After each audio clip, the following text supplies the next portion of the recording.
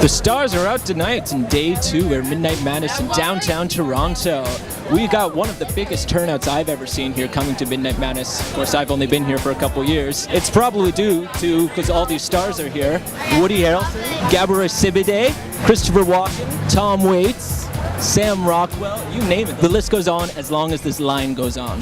This is the first time in Midnight Madness that they charge a premium for tickets, which actually cost double the regular price of what they normally cost. And still, the lineup is packed. I like it that lot. We're going to. So there's plenty of people to talk to tonight, just with this giant lineup. So let's go find some people.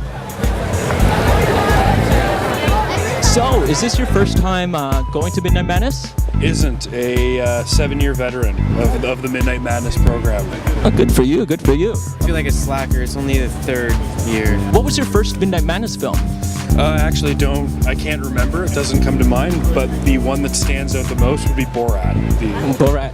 In 06. I think the first one I saw at midnight was Fubar 2. Yeah, I feel like it's a completely different festival from the rest of the festival. It's just, I don't know. Different movies, crazy stuff happens. I've never been to Midnight Madness. Both my parents have numerous times. I'm expecting it's going to be really high energy, really, really fun. Yeah, I'm just super excited to see the movie. Well, Midnight Madness is a little more genre than the typical artsy fair at TIFF, so I imagine a little more audience participation. I'm excited to really get into it. Well, I'm here for the full slate, all 10 films. I've already seen what might be the best. I'm not going to hide that. Dread 3D was fantastic. Such a strong script. Because I'm seeing all 10, I don't really look into what's playing. I just let whatever's happening, and I like to be surprised, so. We are seeing another Midnight Madness film next Sunday. John dies at the end. Other than that, I'm not sure. I'm going to try and get some tickets during the week, but we'll see what hasn't sold out yet.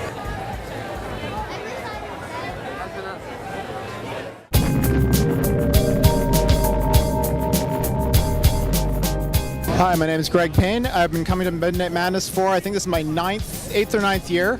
It's my first Midnight Madness movie. It was probably not at midnight. I probably saw one of the subsequent screenings. Pretty sure it might have been Takashi Miike's The Great Yokai War. Might have been a really terrific slasher film called Severance. Best Midnight Madness film I've ever seen. It's actually a documentary by Mark Hartley called Not Quite Hollywood about Australian exploitation films. That was 4 years ago. Colin Geddes every year picks some great stuff you would not expect. Can't say I've loved everything. Had some really nasty experiences, but that's actually kind of the fun of Midnight Madness. It's about extremes. A couple of years ago I saw Insidious. It was like a party. I mean, that's what Midnight Madness is. It's a completely different vibe than the rest of the festival. It's less arty, less world cinema, more about having a good time and going on a ride. And that's what Insidious is about, a terrific haunted house movie. To hear an entire theater full of people jump and scream at the same time, there's nothing else like it at the festival, or really any other movie experience. How many years have you been attending Midnight Madness?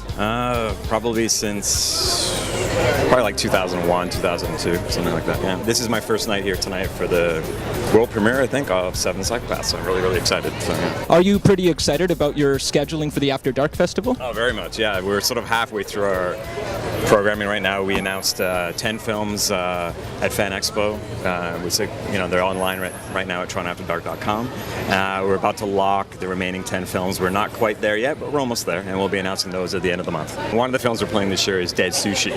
This trailer really caught everyone's attention. I haven't actually seen the movie myself, but if you've seen movies like Robo Geisha, which we had a couple years ago, as well as Machine Girl, which is about 3 or 4 years ago now, it's the same director. And essentially it's about killer sushi, but essentially the whole film actually teaches you how to make sushi and the proper etiquette of sushi. That sounds fantastic. Are you looking forward to Seven Psychopaths? Oh, very much, yes. I'm a huge fan of In Bruges, so this is a follow-up, and I've been anticipating ever since I heard the premise. You know, it's like a dog kidnapping comedy. The cast is amazing. You have Christopher Walken and Sam Rockwell, and hell, Tom Waits is in this film, so I'm really, really looking forward to it. So yeah. What brought you to Seven Psychopaths? He should field this one first.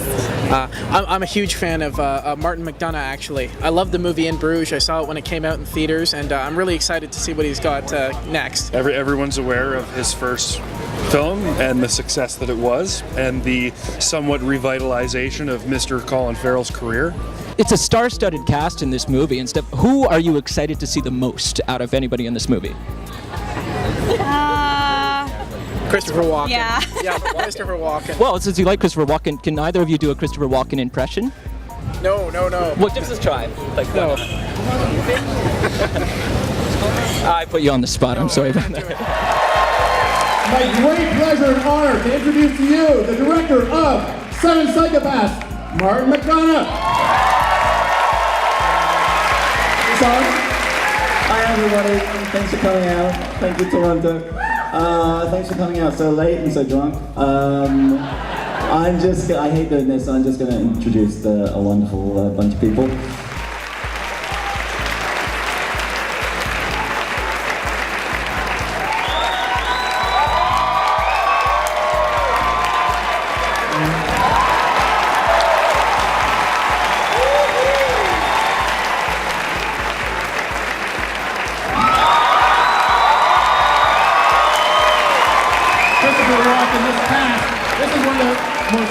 Cast we've had for Midnight Madness, and this film is going to rock the house.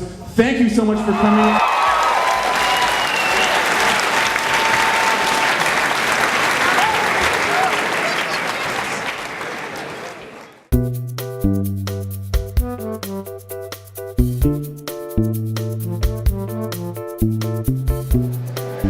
Well, everybody's coming out of Seven Psychopaths now, and I guess it's up to me to give you a 60-second review. It's been a while since I've done this. I'm a little rusty, but I'll do my best. Seven Psychopaths in 60 seconds. Starting now. Seven Psychopaths. This film, I don't say this lightly, but it's probably my favorite Midnight Madness film that I've seen of all the years that I've been coming. It's like the perfect storm of a great original script that kind of folds in and on top of itself multiple times. An amazing cast, like every character has something to offer the film, like no one's wasted. And just some great filmmaking, some really slick editing and some fun, playful filmmaking going on. The script, like I said, it really kind of, for a film that is about the writing of a film about Seven Psychopaths, it's about as smart as you can get, but you come to expect that from the guy who did it in Bruges. And the casting, oh my God, Christopher Walken, like known as a scene stealer already, but he really steals this film completely. And Sam Rockwell, best performance I've seen by him. Seven Psychopaths, you should go see it. I'll take it. I'll take that. Not too shabby. Anyways, we've got more Midnight Madness coverage coming your way. Tomorrow night, let me just call this up here. We've got No One Lives, hosted by Kat G, our good friend. And then on Sunday, it's Hellbenders, followed by Lords of Salem, Aftershock, The Bay. Come out and play the ABCs of Death. And finally, John Dies at the End. Midnight Madness underway and kicking ass.